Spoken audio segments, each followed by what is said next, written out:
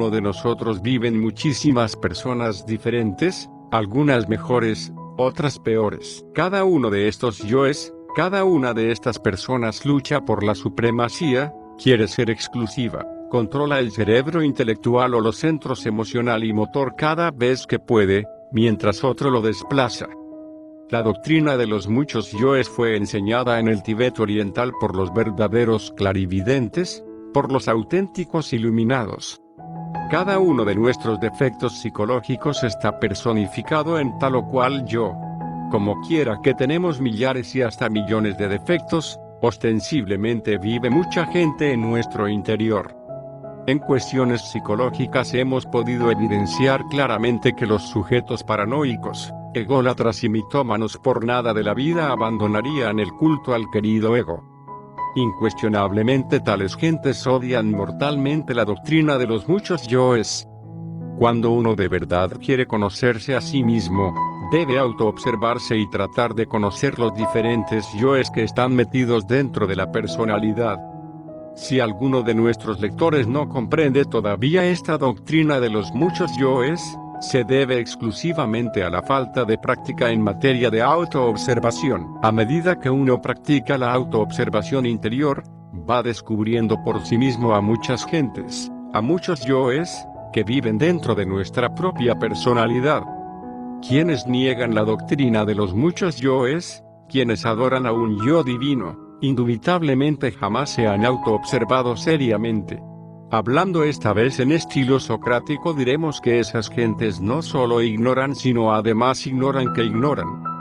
Ciertamente jamás podríamos conocernos a sí mismos, sin la autoobservación seria y profunda. En tanto un sujeto cualquiera siga considerándose como uno, es claro que cualquier cambio interior será algo más que imposible. Capítulo 12. El cambio radical. En tanto un hombre prosiga con el error de creerse a sí mismo uno, único, individual, es evidente que el cambio radical será algo más que imposible.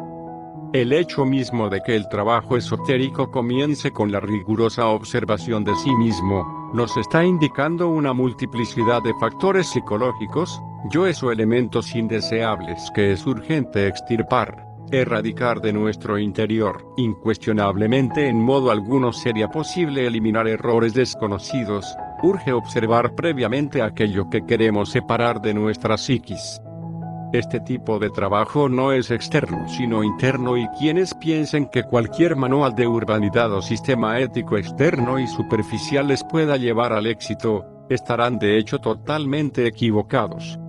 El hecho concreto y definitivo de que el trabajo íntimo empiece con la atención concentrada en la observación plena de sí mismo, es motivo más que suficiente como para demostrar que esto exige un esfuerzo personal muy particular de cada uno de nosotros. Hablando francamente y sin ambajes, aseveramos en forma enfática lo siguiente: ningún ser humano podría hacer este trabajo por nosotros. No es posible cambio alguno en nuestra psiquis, sin la observación directa de todo ese conjunto de factores subjetivos que llevamos dentro. Dar por aceptada la multiplicidad de errores, descartando la necesidad de estudio y observación directa de los mismos, significa de hecho una evasiva o escapatoria, una huida de sí mismo, una forma de autoengaño. Solo a través del esfuerzo riguroso de la observación juiciosa de sí mismos sin escapatorias de ninguna especie, podremos evidenciar realmente que no somos unos sino muchos. Admitir la pluralidad del yo y evidenciarla a través de la observación rigurosa, son dos aspectos diferentes. Alguien puede aceptar la doctrina de los muchos yoes sin haberla jamás evidenciado. Esto último solo es posible autoobservándose cuidadosamente. Rehuir el trabajo de observación íntea, buscar evasivas, es signo inconfundible de degeneración. Mientras un hombre sustente la ilusión de que es siempre una y la misma persona, no puede cambiar y, es obvio que la finalidad de este trabajo es precisamente lograr un cambio gradual en nuestra vida interior. La transformación radical es una posibilidad definida que normalmente se pierde cuando no se trabaja sobre sí mismo. El punto inicial del cambio radical permanece oculto mientras el hombre continúe creyéndose 1-4. Y desgraciadamente, Incluso instructores gnósticos con muchos años en la doctrina, pese a saberse de memoria estos postulados, en el fondo y sinceramente se sienten uno, y puesto que muy honestamente se sienten uno, es apenas normal que se creen uno. Aquí un caso, el autor de esta nota: es muy difícil para el común de la gente percatarse de la multiplicidad del ego. Incluso estudiantes gnósticos de muchos años en la doctrina, a pesar de sus intentos serios de autoobservación, sinceramente se sienten uno y el mismo. Conclusión: no han verificado todavía que tienen muchos yoes, aunque lo acepten como posibilidad o hasta crean y afirmen que lo han evidenciado. No hay que confundir aceptar la doctrina o creer en la doctrina con haber comprobado que es cierto que no somos uno sino muchos. Experimentar que somos muchos conlleva un cierto cambio en el sentimiento de uno mismo, un cierto horror, una cierta alarma que solo puedo comparar con esa sensación de corazón compungido que se llama arrepentimiento. Normalmente somos a un tiempo narcisistas, ególatras y mitómanos, de modo que el querido ego es muy querido, y la mera información o sospecha de que nos lleva al desastre no es capaz de evitar que sigamos sintiendo el mismo apego de siempre por él. Esto es similar a cuando nos sale un mal hijo, desagradecido y perverso, del cual sin embargo no podemos desapegarnos y por el que hacemos inmerecidos esfuerzos. Los yoes son nuestra creación, son nuestros hijos. Los creamos porque en un momento determinado creímos que era lo indicado pese a saber que es pecado. Todo es pues muy profundo. Mucho antes de saber que efectivamente no somos uno sino muchos, sabemos ya perfectamente que somos demonios en el más completo sentido de la palabra, pero aún no podemos arrepentirnos de ese mal porque nos sentimos plenamente justificados o simplemente engolosinados. El ego se pega al alma con parecido sentimiento al que nos ata el recuerdo de algún momento agradable o de algo vivamente ansiado una vez que ya no se tiene. Todo esto debe considerarse muy serenamente, con suma paciencia. Quienes rechazan la doctrina de los muchos yoes, demuestran claramente que jamás se han autoobservado seriamente. La severa observación de sí mismos sin escapatorias de ninguna especie, nos permite verificar por sí mismos el crudo realismo de que no somos uno sino muchos. En el mundo de las opiniones subjetivas, diversas teorías pseudoesotéricas o pseudo-ocultistas sirven siempre de callejón para huir de sí mismos. Incuestionablemente la ilusión de que se es siempre una y la misma persona sirve de escollo para la autoobservación. Alguien podría decir: sé que no soy uno sino muchos, la gnosis me lo ha enseñado. Tal afirmación, aunque fuese muy sincera, si no existiese plena experiencia vivida sobre ese aspecto doctrinario, obviamente tal afirmación sería algo meramente externo y superficial. Evidenciar, experimentar y comprender es lo fundamental, solo así es posible trabajar conscientemente para lograr un cambio radical. Afirmar es una cosa y comprender es otra.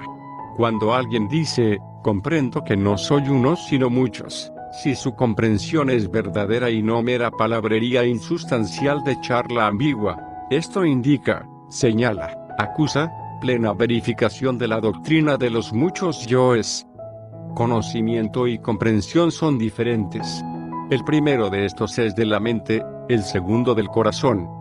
El mero conocimiento de la doctrina de los muchos yoes de nada sirve. Desafortunadamente por estos tiempos en que vivimos, el conocimiento ha ido mucho más allá de la comprensión, porque el pobre animal intelectual equivocadamente llamado hombre, desenvolvió exclusivamente el lado del conocimiento olvidando lamentablemente el correspondiente lado del ser. Conocer la doctrina de los muchos yoes y comprenderla es fundamental para todo cambio radical verdadero. Cuando un hombre comienza a observarse detenidamente a sí mismo, desde el ángulo de que no es uno sino muchos, obviamente ha iniciado el trabajo serio sobre su naturaleza interior. Capítulo 13: Observador y observado. Es muy claro y no resulta difícil comprender que cuando alguien empieza a observarse a sí mismo seriamente desde el punto de vista que no es uno sino muchos, comienza realmente a trabajar sobre todo eso que carga dentro. Es óbice, obstáculo, tropiezo, para el trabajo de autoobservación íntima. los siguientes defectos psicológicos: mitomanía, delirio de grandeza, creerse un dios, egolatría, creencia en un yo permanente, adoración a cualquier especie de alter ego, paranoia, sabiondez, autosuficiencia, engreimiento, creerse infalible, orgullo místico, persona que no sabe ver el punto de vista ajeno. Cuando se continúa con la convicción absurda que se es uno, que se posee un yo permanente, resulta algo más que imposible el trabajo serio sobre sí mismo. Quien siempre se cree uno, nunca será capaz de separarse de sus propios elementos indeseables. Considerará a cada pensamiento, sentimiento, deseo, emoción, pasión, afecto, etcétera, etcétera, etcétera, como funcionalismos diferentes, inmodificables, de su propia naturaleza, y hasta se justificará ante los demás diciendo que tales o cuales defectos personales son de carácter hereditario. Quien acepta la doctrina de los muchos yoes, comprende a base de observación que cada deseo, pensamiento, acción, pasión, etc., corresponde a este u otro yo distinto, diferente. Cualquier atleta de la autoobservación INTEA trabaja muy seriamente dentro de sí mismo y se esfuerza por apartar de su psiquis los diversos elementos indeseables que carga dentro. Si uno de verdad y muy sinceramente comienza a observarse internamente, resulta dividiéndose en dos, observador y observado. Si tal división no se produjera, es evidente que nunca daríamos un paso adelante en la vía maravillosa del autoconocimiento. ¿Cómo podríamos observarnos a sí mismos si cometemos el error de no querer dividirnos entre observador y observado? Si tal división no se produjera, es obvio que nunca daríamos un paso adelante en el camino del autoconocimiento. Indubitablemente, cuando esta división no se sucede, continuamos identificados con todos los procesos del yo pluralizado. Quien se identifica con los diversos procesos del yo pluralizado, es siempre víctima de las circunstancias. ¿Cómo podría modificar circunstancias aquel que no se conoce a sí mismo? ¿Cómo podría conocerse a sí mismo quien nunca se ha observado internamente? ¿De qué manera podría alguien autoobservarse si no se divide previamente en observador y observado? Ahora bien, nadie puede empezar a cambiar radicalmente en tanto no sea capaz de decir: este deseo es un yo animal que debo eliminar, este pensamiento egoísta es otro yo que me atormenta y que necesito desintegrar, este sentimiento que hiere mi corazón es un yo intruso que necesito reducir a polvareda cósmica, etcétera, etcétera, etcétera. Naturalmente esto es imposible para quien nunca se ha dividido entre observador y observado. Quien toma todos sus procesos psicológicos como funcionalismos de un yo único, individual y permanente, se encuentra tan identificado con todos sus errores, los tiene tan unidos a sí mismo, que ha perdido por tal motivo la capacidad para separarlos de su psiquis. Obviamente personas así jamás pueden cambiar radicalmente. Son gentes condenadas al más rotundo fracaso. Capítulo 14. Pensamientos negativos. Pensar profundamente y con plena atención resulta extraño por esta época involutiva y decadente. Del centro intelectual surgen diversos pensamientos provenientes, no de un yo permanente como suponen neciamente los ignorantes ilustrados, sino de los diferentes yoes en cada uno de nosotros. Cuando un hombre está pensando, cree firmemente que él en sí mismo y por sí mismo está pensando. No quiere darse cuenta el pobre mamífero intelectual que los múltiples pensamientos que por su entendimiento cruzan, tienen su origen en los distintos yoes que llevamos dentro. Esto significa que no somos verdaderos individuos pensantes, realmente todavía no tenemos mente individual. Sin embargo, cada uno de los diferentes yoes que cargamos dentro, usa nuestro centro intelectual, lo utiliza cada vez que puede para pensar. Absurdo sería pues, identificamos con tal o cual pensamiento negativo y perjudicial, creyéndolo propiedad particular. Obviamente este o aquel pensamiento negativo proviene de cualquier yo que en un momento dado ha usado abusivamente nuestro centro intelectual. Pensamientos negativos los hay de distinta especie: sospecha, desconfianza, mala voluntad hacia otra persona, celos pasionales, celos religiosos,